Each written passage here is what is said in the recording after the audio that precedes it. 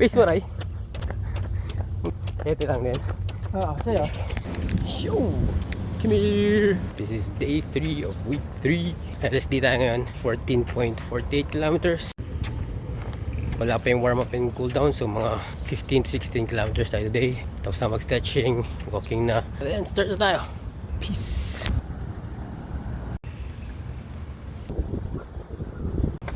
Five minutes warm up. Na dito. Hey! Walang tao. Pag-video tayo kahit papan. Dito tayo sa seafront. Sa Subic Bay. 14.48 kilometer tayo. LSD. Whew! Ito pa kaya. Ayan. Dalawa na kami. Cool down na ako. Galad na ako. Pagod na ako. Uy, tapos natin. 1 minute 20. Naglaad din pala ako kanina. Bumili ako sa 7-Eleven. Pusa tayo guys. Pakita ko na sa inyo kung yung total distance ko. LSD. Pag LSD guys, ibig sabihin ng long, slow distance.